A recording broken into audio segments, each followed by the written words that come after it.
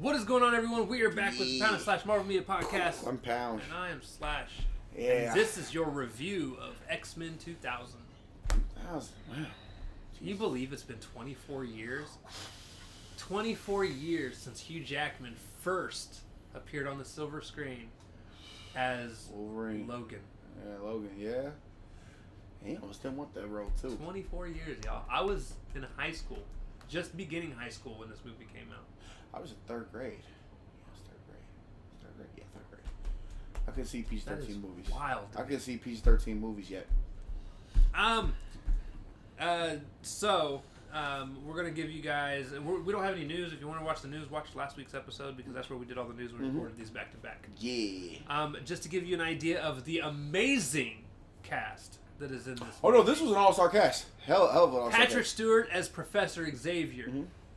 Hugh Jackman, who was relatively new at the time, as Logan. Ian McKellen, the legendary Ian McKellen, as Magneto. Famke Janssen. Ooh, you almost... Janssen? I don't know how to say her name. Famke? Famke? I think it's Famke. Famke? Whatever. She's great. She does an amazing job. Fuck her name. Does an amazing job, though. Boy, you butchered that whole thing. Francis, what? James Marsden is the one character no one gives a shit about. Cyclops. I forgot. Oh, man. James Marsden. He plays a very punchable Cyclops. Like, I really wanted to punch him in his face. Stay away from my girl. Bitch! Like, Halle Berry. Yeah, boy. Storm. That's beautiful. Just beautiful. Just beautiful. Anna Paquin. As Rogue. My favorite version of Rogue. Yeah. She's the Rogue that... Again, Southern Belle Rogue is better than fucking Goth Rogue any day. Whatever, motherfucker. Whatever, man. Goth Rogue all day. Goth. It's okay to be Goth, goddammit. Goth girl all day. I can't do Goth girl. The worst live version of Sabretooth, Tyler Mane. Oh my! That was his name. That's the. You know how we would. Understand this. Tyler Mane's a great actor. I've seen him in a lot of things. Yeah, I did not like his Sabretooth in comparison to what What's-His-Face did in the newer trilogy. Yeah, even with X-Men Origins, he still played it better than the new older guy. Which I don't remember what his name is. I forgot his name. Off the top of my head. He's another famous actor, though. Yes, he is. He actually more famous than Tyler Mane.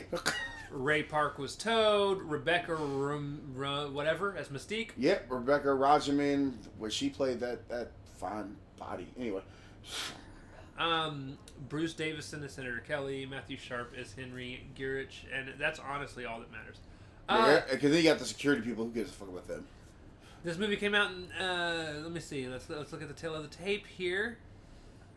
In a world where mutants exist and are discriminated against.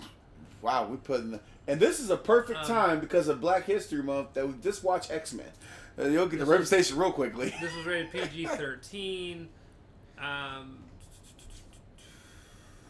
You want to see some deep hatred? Watch X-Men. I'm trying to find like the little area where it actually talks about a life. Oh, this is fun trivia fact. Hugh Jackman took ice cold showers every morning in filming in order to help get into character. This tradition started when jumping into a shower at 5 a.m. before realizing there was no hot water. Shocked awake but not wanting to wake his sleeping wife, he gritted his teeth and bore it before realizing that this mindset, wanting to scream and lash out at something, but having to hold it in, was the mentality Wolverine is in constantly. Damn. It's a pretty neat little... Right, so he's just like this all day while he's... That's what I was looking for. Details. Alright. This movie came out July 14th, year 2000. Summertime. Also known as X-Men 1.5. I forgot they did a little 1.5. Oh yeah, when it came out DVD. I remember getting that from the library. Was filmed in Burlington, Ontario, Canada. Burlington, yeah. And then it had a budget of an estimated $75 million. Yep. And eventually grossed... Was like 428. 400. Its opening weekend didn't even match what it spent though. Its opening weekend was only $54 million. That's because comic books at that time were still nobody was really fucking with comic book movies. This was honestly they're not during that time. This and Spider-Man were the two movies. And Fantastic Four, because they dropped that one. Wasn't that like in 2000? This and Spider-Man were the two movies that made people realize superhero movies could be good. Yeah. Don't throw Fantastic Four into that. You know damn well that movie sucks. Stop it. Don't worry, we'll pull the Fan Force stick, and let me tell you, when we pull that, we don't have to do no movie. We'll just go ahead and throw the podcast right there. That is the tail of the tape for this one. So, but yeah, Spider-Man and X-Men. The best part of this specific movie is when everyone comes back for Deadpool 2. No, I'm kidding. Right. When you come back, they're going to jump back in time. That'd be the funniest shit ever. If they jump back to the X-Men in Deadpool 3. Let me tell you, this movie is not the best in the X-Men trilogy for me. Nah, that was X2. X2 is better. Yep. This is a good opening for it, though. But X3 can go to hell. Yeah, Last Stand wasn't. That was kind of dumb. I ain't gonna hold you, it was dumb. But this movie sets up so much. Right. Like you said, you could say it's like the Godfather in the comic book movies. To be honest, both the Fox, Marvel scenario universe thing that they build. I say that as like it's a it's not really a universe. It's not like the MCU. It's X-Men contained. Right, because they at time they're just throwing movies out there. They say throw that. But they did the 3 main movies and then they did the 3 prequels. Yep. Which is wild to me, by the way. But we won't get into that because the 3 prequels. If you think about how grand the stories are in the 3 prequels, there's no way like the 3 regular movies never mentioned any of that shit happening. Like you're talking about fighting Apocalypse and fucking. All these major fucking people, and then all of a sudden you're like, but. Right, but we had this here too. It's like you think by finding Apocalypse, you'd be like, that should have been something engraved in like the school academy gym walls or something. Like we fought Apocalypse and the 4 Horsemen because without that, our school would be blown up for the 5th time. It's or somewhere in there. But. One of the important things about the X-Men and the way the importance have always there has been this conversation amongst superhero movies for the last couple of years because of phases 4 and 5 in the Marvel Universe about the Marvel Universe being woke. And what people don't realize is Marvel, in your terms of woke, has always been woke. It always has. It's always stood for minorities. Mm-hmm. It's always done this. The X-Men being a big part of it. The X-Men being the X-Men is supposed to be a comic representation of a race of people being abused and looked down upon. I mean, like Stan Lee basically made Magneto as Malcolm X and Charles Xavier as Martin Luther King because they're 2 sides of what they want, whereas the one goes peace, the other one basically says, screw that, let's just go ahead and take over. Like, we got the numbers, we can do that. And like, it's like, well, and that conflicts with everybody here, from the school to the Brotherhood. It's like it conflicts with each other. And that's why X-Men, to me, will always be interesting, because the Brotherhood, like, no matter if it's evolution or whatever, or old X-Men, the Brotherhood and the X will always collide with each other, because they're want different things here. And one of the big reasons Magneto wants to take over the world. Right, the world. He wants the world.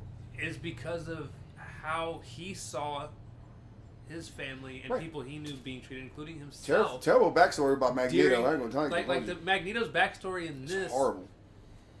It's terrible. It's not this is they were in Auschwitz camps and everything, and split from the mom and basically watched mom die and whatnot. And he had you see him bend like the fence, but yeah, it is terrible backstory. Whereas the other one, by the prequel standpoint, she lived that little nice luxury kind of lifestyle anyway. So he didn't really go through the hardships of like, oh shit, man, they're about to do the gas chamber situation in a minute. Like, we'll see some ironic Atlantis stuff here. But, right. So yeah, they tell that story, and then of course Professor X is trying to, because he's like talking to like the councils of UNs, and he's trying to get American people to realize mutants aren't as bad as what people think they are. He's not revealing that he's a mutant. No, but he's like an advocate for them. Right. And so is Jean Grey. She goes in front of people and speaks. Now, and they're all in there too. The music's sitting up in there too. I will say, I forgot Beast wasn't in this movie. Yeah, no, he wasn't. Until I watched it, because I was like, by the end of it, I'm like, where the fuck is Beast? Like, he's a pretty big... And there's that continuity error right there, because really Beast was supposedly should have always been there, and that's why there's that. But yeah, like, I get the story, and it's like, so Magneto's trying to create this thing that can turn mass amounts of people into mutants. That's what he wants to do, but he needs a huge power source in order to charge it. Right. And the power source he eventually decides he needs to use is Rogue. If I remember, was it Rogue? Yes, it was Rogue. I believe so. Because her power can adapt to like all of it, so she can literally like turn everybody mutant. We see a really cool scene. So Rogue.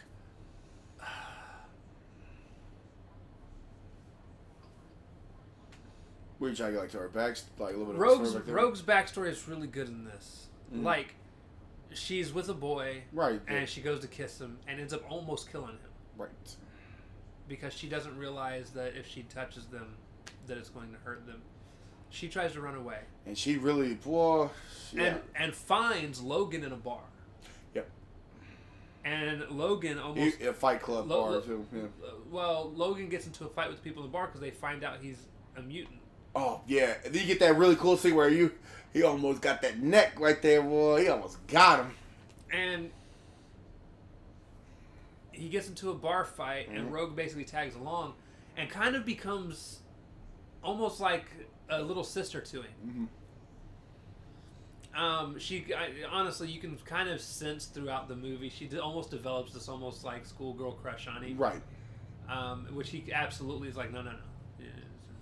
Yeah, I'm here for Red. Hey, yo, I don't know what the hell, like the writers are thinking. I don't know if they're trying to push it too, because there were some scenes that I was like, please don't push this. Please don't push this. No. He's here for Jean Grey. Let us stay with Jean Grey, bro. But no, like, but she really, and like I said, I don't think it was necessarily that she's like crushing.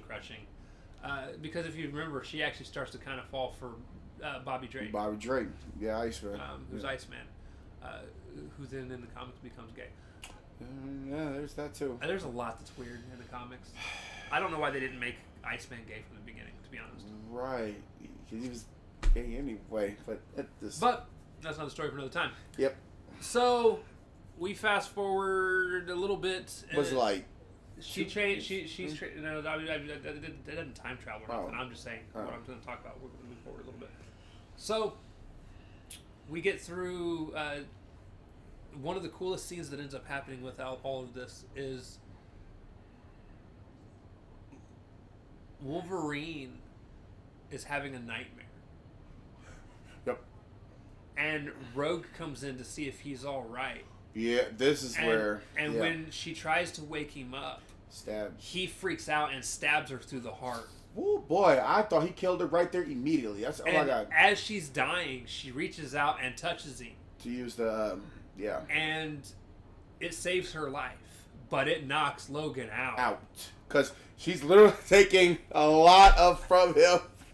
I thought, you know what, now rewatching this when I first watched this, it still gets us, I was like, oh, now watch again. Oh, damn. Like, Rogue is about to die. Oh, I forgot. Yeah, you got the power shit. Suck his life out. Pause. Right. Literally. So yeah, I definitely, like she's strong. No, yeah, I always thought Rogue was strong anyway.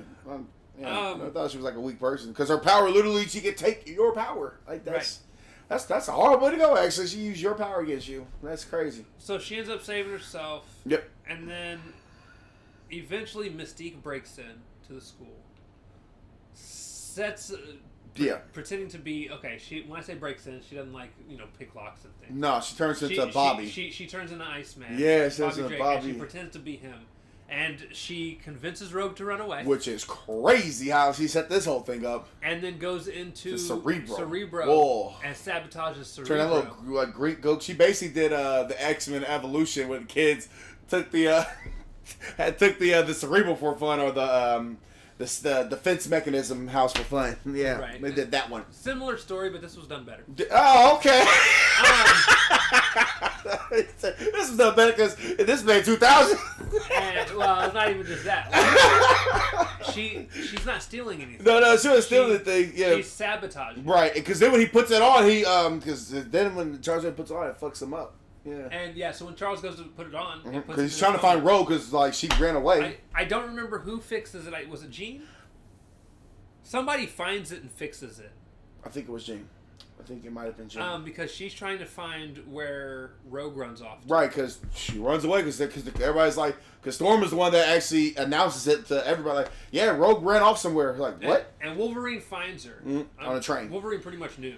Yeah. Where she was gonna be. And Which I guess that's not really weird because they say he's a runaway too. So he talks to her and he's like, hey,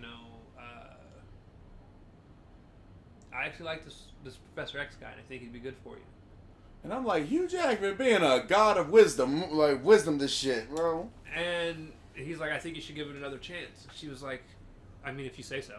Right. She's like, you're never going to leave me there alone, are you? And he's like, no, I'm going to be there. That's not foreshadowing. Anyway. So... And then Magneto shows up, and Wolverine thinks Magneto's there for him. And Magneto's like, oh, you thought I came for you? He did the thing that he did at Days Future Past, just flung him. He got flung twice by this man. It reminds me, honestly, anytime one of these moments happens in movies, again, horror fan, I think of Freddy's Dead, Freddy's Dead, the Final Nightmare. Because the entire movie of Freddy's Dead, the boy that is like the main character from the beginning up to a certain point, spends the entire movie thinking that he's Freddy's kid. And by the middle of it, there's a scene where he falls asleep and he's skydiving in his dream, and Freddy flies down and he's like sitting there talking to him, and he's like, "You wouldn't kill me, Krueger. I'm your son." And he's like, and Krueger goes, "Oh, did you think I had a boy?" Oh my god! And then he starts cutting the straps on the thing. It's an amazing scene. That's so true. But that's what this reminded me of. Is Magneto's like, oh, you thought I came for you? He flings it. All they're talking about is Days Future Past, where he gets flung. He just keeps getting flung by this man. And the way how he does it, he like stretches him like the cross out here and just boop boop goodbye. Goodbye, Wolverine. That is how that shit happens. Right, and she basically gets kidnapped just like that. And then I think we skipped the part of him breaking out of the prison. That was pretty cool. Remember, he broke out of prison because Mystique basically flirted with the police officer. Who did? Mystique basically flirted with the police. Who broke out of prison? Magneto. Remember?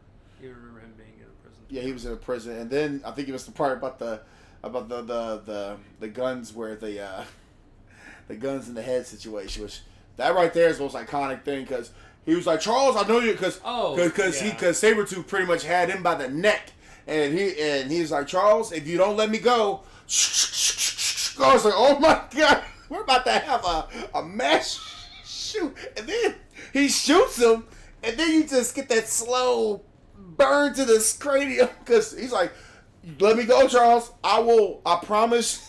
Hey, I ain't gonna lie, Ian McKellen stand on business. And Michael Fassbender too. But Ian McKellen was like, bro, you tell him to let go. I'll kill these humans. I don't give a damn. Right. I'll Lex Luthor everybody in this fucking area. But yeah, I just thought those scenes were pretty cool though. Magneto was actually pretty menacing in this movie, wasn't he? Yeah. Oh yeah. Yeah, no, he did not give a damn, did he? No, he was ready to keep going. He almost won that shit too. The MCU. Two different things, bro. The MCU has a tall task ahead of them when it comes to whoever they cast next as Magneto, because that is one role that Fox never failed at. I mean, you look at Ian McKellen, you look at Michael Fassbender. Yeah. I couldn't ask for two better people to play Magneto. Because if you look at first class Magneto, like the very end, they're coming with their missiles. He stopped all of them, and then he flung them back at them. I said, "Oh no, he's ready to cause World War V." that Magneto didn't give a damn either. Boy, yeah, Michael Fassbender and Ian McKellen. Whoa, I don't know how they're gonna top that, man. That is going to be hard.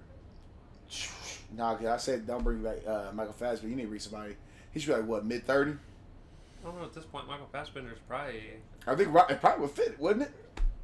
To play Magneto now? If they wanted to go that route, I don't think they will though. Nah, because they want to distance themselves, just like how James Gunn is trying to distance themselves from the DC thing. He seems like you want to do your own thing with it instead of just copy and paste what you see. But sometimes that right there is the reason why it worked. You did it with Doctor Strange Multiverse of Madness. You brought Patrick Stewart back just for that little brief segment. So why not bring Ian McKellen or Michael Fassbender to play Magneto? Right. They both stood on business, and that's it. It's wild to me. I just watched it. So they had a trailer showing of Dark Phoenix, the prequel trilogy, Dark Phoenix story. Right. And then they actually were showing behind the scenes, and Stan Lee was there working with everybody. I'm like, man, it feels like it was just not that long ago that came out, and it makes you put into perspective. Was that what, 2019? Yeah, it was 19. Was it 19? I think it was 19, I believe. No, might have been because it might have been 2020 because he just that was the time he just died too. Yeah. But yeah, like it wasn't that long though. It wasn't that long because I knew we had New Mutants, and then Dark Phoenix came out like right behind it as New Mutants came out. But yeah, but the X-Men was such a fun. The X-Men movie was fun. Wasn't very X2, but I enjoyed it. It was so again. It was really good. So aside from all that, the movie ends. So Rogue gets kidnapped. Yep. And they just go in and save her. They do what the X-Men do, and it becomes just a traditional X-Men fight style of. And at first they weren't going to do it. They almost had to really kind of convince themselves to do this, like, because they were like, nah, like, because they were scared to do it. Like, they didn't want to do it at first. My favorite joke of the entire thing is they go out as the X-Men for the first time in the movie. They go out in the leather suits and everything, and Wolverine goes, "You guys actually fight in these or wear these or something like that?" And Scott looks back and goes, "What do you expect? Yellow spandex?" Yellow spandex. Comic fan me said yes. Yes. Yes. Yes and yes. Yes, yes, yes, and yes. They got 3 S's. There you go. Yeah. I mean, which Deadpool 3, he'll be donning that shit. Can't wait. That's gonna be fun. And he looks great in it. Yeah. Whoa! If you, like now, this is like a nostalgia. After he said that, could you imagine now you're seeing it now? He's literally donning the yellow suit. Him and X-23 are both gonna be donning their suits. That is going to be fucking crazy. Boy, this is the only movie coming out from the MCU too. Only one. It's gonna be the best one in years. Hell yeah, we're gonna give this one a 10, 11, a 12, a 13. We can go. Watch it sucks so bad. I will end the podcast right there. That would be it for me, bro. I'm like, well, that's it. I'm going home. X-Men saves the day, and then they go on to launch a 6-movie, 7-movie, 8-movie, if you want to count the 2 Deadpool. Ain't that a bitch that they launch, and then the X-Men universe, or what is it, Fox Universe said, we're going to multi-drop this sucker. We're going to drop everything. Made them billions of dollars, too. Billions and billions and billions. So that brings us to our next thing. We got to tier this, Ralphus. Okay. What are you giving it? I give it an 8. See, you did a little better than I. Give it a 7. Which averages it up to 8, actually. It's the start of it, man. It's like it wasn't the best, but it's the start of it, and that's why I like it like a little bit. And that's why, and I do remember those moments. Like I said, when I said that, bro, you forgot the fact where he was controlling Sabretooth to choke out Magneto, and Magneto was like, "Oh, bitch, you forgot I control magnets." Everybody get guns out. Shoot, I'll kill these people. I ain't playing with you. It's a good movie. It's a good movie. It's a good movie. I don't have any complaints with it other than I don't like everyone wearing the fucking black leather outfits. Like, I'm a fan of the comic designs, and I know. Here's the thing. Fox could have done it though. I know they were never going to go full comic designs. You never want to go full comic designs because that's when you end up with ugly ass costumes like what Falcon wore in Falcon and the Winter Soldier at the very end of the season. Or Captain America and the Winter Soldier, whatever you want to call it. Well, he did get an update now, but it still looks kind of the same as it did from the series. But it just looked off. It's too comic booky. You got to make it more. You got to bring it more modern. There's a way you can modernize the looks. Because like take the Wolverine we see now. Like it still has the yellow spandex, but it's like they kind of still modernized it to where it's at now. So you can it took 23 years. There's still things you can do it and still make it look right. It just takes somebody to take some time to do it. Now, with all that being said, Ralph. Mm-hmm. So that's now That's like what a B, right? Well, that's cool. Like if I lower the window, it disappears. That should put it like that should be at like at a B. Yeah, I already put it in A. Yeah, we already did that. Oh, okay. It's your turn. Oh, yay! Our next episodes that we're going to record are going to be a combination of whatever Ralph pulls out of here. And then hopefully Echo, as well as... I'm going to just stay up with him on this one. What's that other movie? The Marvels that I haven't seen yet. That didn't come out till the 13th, though, or something like that. Or 7th. Let me mix these up a little more before you stick your hand in there. It's like, because you text me, you said, you think I haven't seen Echo? I'm like, I don't know, man. With subtitles, I don't know about you. I don't know, bro. I'll be like, Nick, wake up, bro. They're the best part of the movie. Put your hand in there and grab one. I'm going to rearrange it again. Yeah, flip it up again. All right. Let's do this. Is it worth our time? Oh, dear. Oh, my God.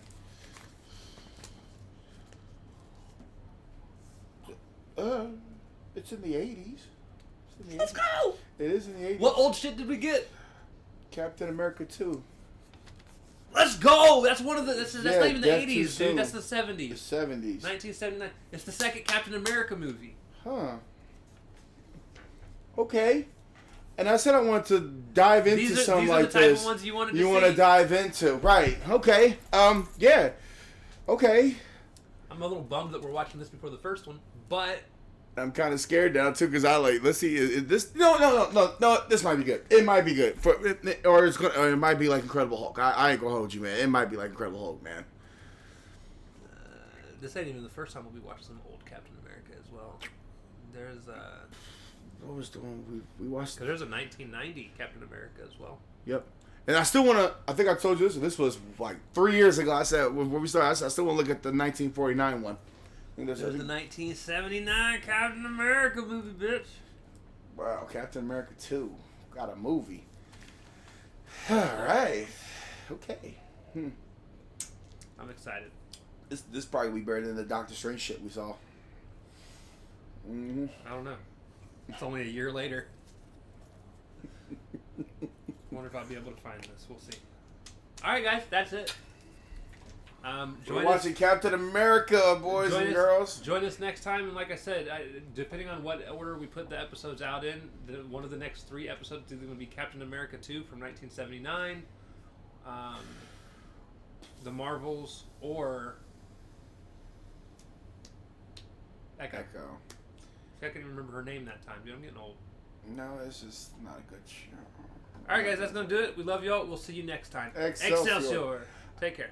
I got mixed feelings on the Captain America.